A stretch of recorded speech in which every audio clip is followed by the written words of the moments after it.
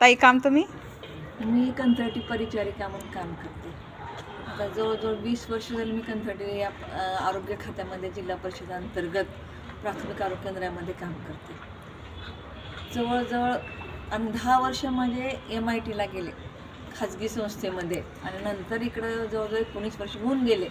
हां. कंत्राटी कामगार म्हणूनच काम करता आले. मी GNMचा जनरल नर्सिंग मिडवायफरीचा सोलापूर गव्हर्नमेंट सिव्हिलमध्ये हॉस्पिटलमध्ये का? हां, सोलापूर सिव्हिलला मी कोर्स काढलेला आहे GNMचा. पण आमची किती व्यथा म्हणून सांगू, आमचं पेमेंट पुरत नाही आहे. ते पेमेंट कमी आहे का? कमी पगारामध्ये मला नोकरी करावी लागते. तेवढ्या पगारामध्ये घर भागवावं लागतं, एवढ्या लांब ड्युटी करावं लागते, खेड्यापाड्यामध्ये जावं लागतं, लहान लेकरांना इंजेक्शन लसीकरण वगैरे करणं, गरोदर मातांची तपासणी करणं, पोलिओ वगैरे ते पाजवता. इंजेक्शन देणं, BCG सगळ्या प्रकारचे लसीकरण आम्ही करणं, ऑनलाईन भरणं आणि रोज अपडाऊन लांबच्या लांब करावं लागतं.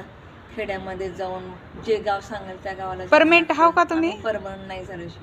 हां. परमनंट आता मी 19 वर्ष सर्व्हिस झाली, आता 20 वर्ष आहे, पण मी परमनंट होऊ शकले नाही. कारण अगोदरच मी MITला काही ड्युटी केली होती, नंतर इकडे लागलो होतो. आम्ही ओपनच्या लोकांची तर लई कंडिशन बेकार, हां. वेळेवर पगारी होत नाहीत, कमी पगारामध्ये जास्त आहे. आमच्या परमनंट लोकाला जर 1 लाख पगार असेल तर आम्हाला 10-5 हजारावर काम करावं लागतं. क्वालिफाईड असून क्वालिफिकेशनचा आमचा काही उपयोग नाही. ह्या जवळजवळ या 15-20 वर्षात तर परमनंट जागा भरती केलीच नाही आरोग्य खात्यामध्ये.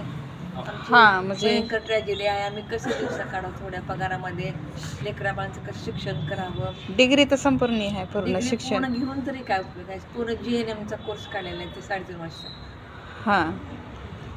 सगळ्या परीक्षा वगैरे पास आहो. सगळ्या परीक्षा पास झालेल्या आहेत. करावं का आम्ही ओपनमध्ये असल्याने ओपनच्या लोकांनी काय पाप केले की आम्ही म्हणजे मेहनत करून पगार कमी आहे.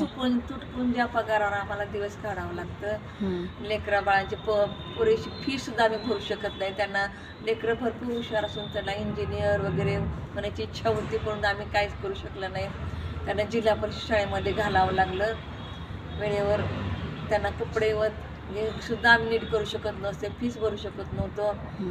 आणि घरामध्ये परिस्थिती लई बेकार होती. घरचे कमवणारे नसल्यामुळे चौकडनं परेशानी, घरचे म्हातारे माणसं सासू सांभाळावं लागत होते.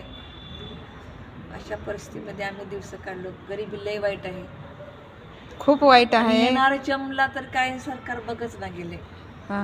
येणाऱ्याच्या म्हणजे राष्ट्रीय ग्रामीण आरोग्य अभियानमध्ये आम्ही एवढं कार्यरत असून डिग्री एकच असते, पण आमच्याहून कमी नॉन मॅट्रिक 10वी नापासांना आज 1 लाख 1.5 लाख पगार आहेत. आम्ही फक्त 7-8 हजारावर आम्ही काम केलेलं आहे आणि आतापर्यंत तेच करत आलो. पगार काय किती बेकार कंडिशन आहे आमची कंत्राटी कर्मचाऱ्याची. हो ना. ह्याची व्यथा कोणी मांडेल का आमची? आमच्याकडे कोणी लक्ष देईल का? द्यावं लागत आहे सरकारनं. हे म्हणजे असे तुमच्या मागण्या तर पूर्ण झाल्या पाहिजे. आणि नेहमीच आम्ही आझाद मैदानावर मुंबईला वगैरे मोर्चे केले, सर्व काही केलं, पण ते कुणाच्या खिशात पैसे जाते देव जाणे, काय माहित नाही. पुढला काही निर्णय म्हणजे गरीबाला काय मिळत नाही. गरीबांना काहीच मिळत नाही.